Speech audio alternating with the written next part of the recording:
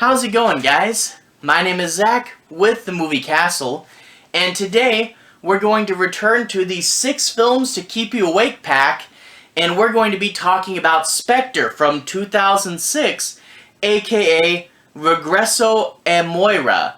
Not 100% sure on the Spanish, but Regreso, I would have to say it's probably Regrets or Memories of Moira, which I think is a better title. Spectre, yeah, there is a ghost kind of in this movie, but it's a super generic title, and also, yeah, shortly after this movie came out, there would be the James Bond film called Spectre, sharing the same name as this movie, and that makes this movie very hard to search up nowadays. Whenever you search for the movie Spectre, Google always tries to refer you to the James Bond film and not the semi-obscure Spanish horror movie. So yeah, kind of a pain in the butt there. So yeah, I bring up that Spectre is an alternate American title, and it did have an original Spanish one, and I kind of wish we got to keep that because it would have made it more unique, you know? So yeah, Spectre, directed by Mateo Gil, stars Juan Jose Ballesta, Natalia, Millan, Jordi, Dauder. Sorry if I mispronounced any of those names. But this is about a man, he's an old man, and he gets a tarot card, and the tarot card is a sign to him. It prompts him to go back to his old hometown that he left a long time ago and hasn't really returned to since. And when he's there, he gets visions that trigger memories, and he starts to remember what happened in the old hometown all the way back in the past, and why he would wind up leaving it. So yeah, it's a split timeline movie. If you guys are familiar with Stephen King's It or True Detective, they both use this kind of framing mechanism. So yeah, it's one of those where you're old in the present and you remember when you were young in the past, and the two storylines kind of play off each other. In the past, the village was much less developed, and there was a woman that came into town and moved into this house on a hill, and everybody in the village thought she was a witch. He goes and checks it out and forms a romantic relationship with her that, because this is a horror movie, is going to end pretty bad. And he starts to, in the present, when he's really old and goes back to the city, sees her ghost looming around, giving him horrifying visions, and you start to wonder what happened, where did it all go wrong? And overall, I think it's a good concept. I think there was something here, and there are definitely large chunks of the movie that do work. It's good, but it has some problems, and one of the biggest storytelling problems is it's pretty thin. It's one of those movies that when you look at how much time has passed, like if you ever bring up the play bar, you're like, wait, we've been watching for an hour? What have we been doing? How did we fill up so much screen time that we're an hour in, yet I feel like not terribly much has happened, you know? It's kind of a weird concept that I see in movies from time to time where, you know, they just, you know, go for a long time without really doing much, you know? And I start to think of all the things that this movie should have been doing in its runtime. Like, the scares are kind of tacked on. Sadly, this isn't that scary of a movie. It's one of those where they had a concept and they had a story they wanted to tell, and then they realized, oh, okay, this is a horror movie, we should add in scares, and they really feel tacked on to the present. You know, so, like, okay, you can't really do any scares in the past because a horrific event hasn't happened yet, so in the present, you do these little vision scares where something pops up and spooks them and goes away. So yeah, the scares are just kind of tacked on. The horror atmosphere doesn't seep through the whole thing. It's not scary through and through, and I wish we got more scary elements in this movie, and I also wish we got better character development for the side characters. We know the main guy, we know the witch, we kind of know that he has a mother, and we kind of know that he has these two best friends, but that's really it. We don't really get to know them better, and even still, that's only 5 characters. the story does play with the, oh, it's the past, and now it's the future, and look how things have changed. But because they focus so much on just these two characters, and a lot of the time just goes into the romantic plot there, we don't really get the full impact of having two split timelines, Okay, he was in love with this person they thought was a witch, now she's dead, and he sees the visions, but when, he sees his old friends in the present, it doesn't really have super much of an impact because we barely knew them in the past. And if you want to have these two timelines be striking against each other, you really need to build up the past so it strikes harder in the present. And the fact that, the city is built up a lot more, and his two friends that we kind of knew from the past are in different places in their lives, it doesn't strike as hard as it could because the side characters just aren't as developed as they should be, So, yeah, it's just a very thin movie that needed more going on, and as it stands now, I feel it would have been better if it was shorter. If it was part of an anthology TV show or an anthology movie, if this was like a 30-minute block or an hour block. An hour block, I feel like, is as much of the story as they really have, and, the fact that it goes for the full feature length, it didn't really have enough going on for it to warrant that, and yeah, it's part of the 6 films to keep you awake, but it really is more of a melodrama, and the scares just feel like, oh wait, we're doing a horror movie, put some visions in the present section. So yeah, not the best. There is some solid ideas here, is some interesting parts, and I think there will be some people that really latch onto this movie, that really, get into the concepts. But as it stands, it's just not that scary, and the plot's a little thin, and there is a major flaw with the relationship that I'll cover in a minute. But anyway, without further ado, let's go ahead and talk a little bit about the plot. I'm not going to be doing any major spoilers, but I do want to analyze the plot. I'll just be avoiding the end bits. Anyway, we open up with this old man. His wife has recently died, so he's on his own. He's very lonely, and we see him driving into the night because he's got a tarot card.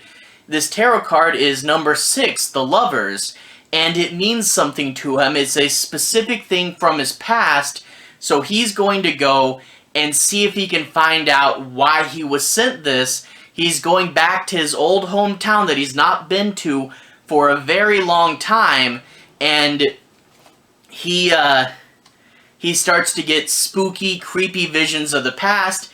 He checks into his hotel. He has a scary vision in the bathroom. He's driving through the streets. There's a street performer who, for whatever reason, her costume is a bunch of rags and chains, and she turns and stares right at him.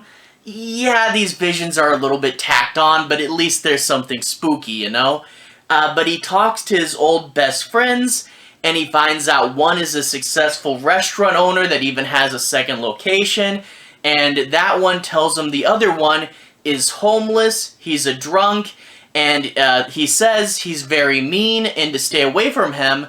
And when he finally visits him, he says, I still know there's a ghost. The house on the hill that we went to when we were kids, her ghost still lives there, and you have to go see her. So there are his two friends, and other than that, we do get that the city's more built up. But yeah, it's pretty much it. It's mainly an excuse to have creepy visions, because, like I said earlier, in the past, the creepy thing hasn't happened yet, so if you want to do horror, put the vision sequences in the present. So yeah, the present section is okay, but it's really just an excuse to do scares and set up the past stuff. Now, in the past, we see this guy. He's in high school, he's doing homework with his friends, and as his friends talk, they start to talk about this lady that recently moved into a house on the hill, and they say all these things about her. The village thinks that she's a witch. She has a cat, and a lot of the villagers say the cat is the devil in disguise, and they think that they see people going to the house in the middle of the night. What are they there for? Well, the village says that they're her lovers, and she's seduced several men on behalf of the devil, you know? So lovers are going to her house in the middle of the night. So there's lots of rumors about her. So of course the kids get curious, and she's supposed to be a very beautiful woman, so they decide to sneak to her house and see if they can catch a glimpse of her. Well, one of them, the main character, gets pretty close to the window when one of his friends knocks something over and they all decide to bolt it. His two friends leave without him, and he trips and passes out. He wakes up, and the woman that everyone thought was a witch is treating him very nice, and he sees that she's a normal person, and she seems to have a basic understanding of medicine. He's got a sprained ankle, and she patches it up very quickly and efficiently, and the two really do hit it off. And yeah, she seems normal. But there's a knock on the door. It's his mom and the whole, group of women from the village. And you think, okay, maybe the whole witch stuff was just kids? No, no, no. The grown women of the village all seem to hate this lady. By modern standards, we'd say they were a bunch of Karens, They really hate this lady, and instead of going, oh, I'm sorry about my son for intruding, we won't let that happen again, they don't say that. They say, you keep away from my son, we don't like you here, grabs the son and goes, So the older woman in the village really, really hate this lady, and they say, don't you ever go to her house again. Well, of course, if you say don't ever go there again, that's going to make the kid want to go there again. And he does. He sneaks to her house several times, talks to her, becomes her friend, and eventually becomes her lover, and it turns into a romantic relationship. But there are definite flaws with this romantic relationship. He has to sneak off to go see her because it's forbidden.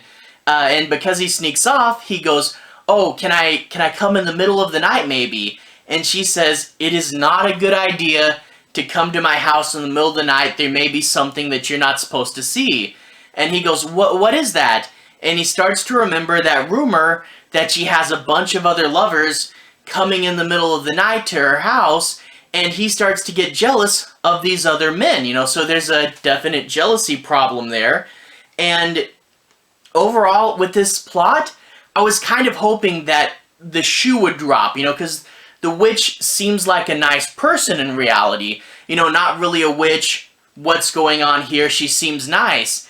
I was waiting for it to turn scary, because like at one point she goes, I'm in control of your destiny now, and I'm like, okay, is this the point? And there's like her scary cat that just like stares at him for like way too long, and I'm like, is the other shoe going to drop? But pretty quickly in the movie, I knew it wouldn't. The witch was going to be, from the point of view of the movie, a good character through and through, and we weren't going to get any really scary witch parts. And the idea was that everyone else in this movie is wrong. The older women are wrong because they're nosy and they won't mind their own business. The main guy is wrong because he gets way too jealous and that messes things up. And overall, the plot says, hey, this witch character is actually good. Which, I get doing that. It's a classic horror trope. The idea that the outcast isn't really the bad guy. It's been done a lot. Hunchback of Notre Dame, all that stuff. So yeah, it's been done a lot, and I get the trope. But two things. One is doing it this way. We don't get any scary witch stuff, and I wish this movie was much more of a horror movie. But two, and this is the much bigger problem, and that's the age gap. If they had made this character a little bit older, you could have avoided a lot of this. But the fact is, he's a high school kid, and in the future section, they reminisce and say that he may have been as young as 16, and she's a grown woman. Yeah, he does initiate this whole relationship, but that's no excuse. And they say, oh, the witch is actually secretly not a witch, she's a good person, she's not to blame, when she's in a relationship with someone that's way too young, and she should have really pushed him away. And the movie's like, oh, look, isn't he bad for treating this relationship in the wrong way, jumping to these conclusions and getting, emotionally torn up? Yeah, he did make a mistake, But part of that is because he's too young. That's one of the many, many reasons why this stuff is illegal nowadays, is because he's too young to make good decisions, you know, so I don't know if we can fully blame him. This relationship should never have happened in the first place, but that's one of these elements with this movie that it just kind of glosses over, and the witch is never really looked at in any sort of a negative light for being in this relationship, and it's kind of problematic. And really, if you had changed the movie just slightly, he's not a high school kid, he's just out of high school, he's starting his own career path, then he could have been much more responsible, you know. Just make him a little older, he's trying to learn what it means to be his own man, and he's making a mistake there really early on. That would have worked out so much better. I don't know why they felt the need to make him a high school kid. I mean, it doesn't even come up in the plot. Like, it's not important that he's in high school. You know, like I said, you barely get to see his friends. I don't know why they felt the need to make him that young. So yeah, that's a big problem, and it really is hard to look past that. You know, like I said, the bones of the story are pretty decent. You know, the idea of a woman moving into town, the villagers don't trust her, but maybe she's not a witch. You know, the whole thing has been done before, and you know, that's an okay concept. And when you do find out towards the end of the movie what she's really doing there, you're like, okay, that's an interesting revelation, that makes sense, it fits with the clues. And then you find out who one of the men that was in the cabin was, which admittedly doesn't make much sense, but it's a cool reveal. You know, so there is some stuff later on in the movie. It's a very thin movie. The horror is kind of tacked on later because they realized, oh, I guess we're doing a scary movie, we should be scary, when it's more of a melodrama. So yeah, the horror element's tacked on. The plot is, you know, not much going on. When it jumps to the present and back and forth, we don't know enough about all the side stuff in the plot to make the present section really have that much weight. And overall, yeah, it doesn't really work in that way too, you know. So yeah, if it, I guess, was just pitched as a romantic melodrama, maybe even cut out the present section entirely, and, you know, if you made him a little bit older, then I guess the movie could have worked in that way. But as it stands, not much horror. You know, it's just, I think that's pretty much why the present section is even there, to get some jump scares in. So yeah, thin on the horror, thin on the plot, and definitely has a problem with the age gap between these two characters. And yeah, a lot of that could have been pretty easily fixed, and it's not. You know, now, I'm going to go through the rest of the movies in this pack. I've already talked about A Real Friend, which is pretty good, and A Christmas Tale, which good towards the end, but the first part was a little slow. But I do want to review every single movie in here, so I have Blame, To Let, and The Baby's Room still to go. If any of you guys have seen those movies, feel free to tell me what your favorite ones are, and I may try to get to that one a little sooner. And I do want to finish this pack out. But anyway, to everyone who's watched so far, thank you for watching. To everyone who's liked and subscribed, thank you. You really are helping the channel out. I'll leave a relevant playlist on the bottom. If you guys want to see more, you can click there and see more. That should be probably my Ghost playlist. I know this isn't the biggest Ghost movie, but I guess it's the thing that it connects to the most. Anyway, have a good day. I'll see you guys again very, very soon. Relevant playlist on the bottom. Have a good day now.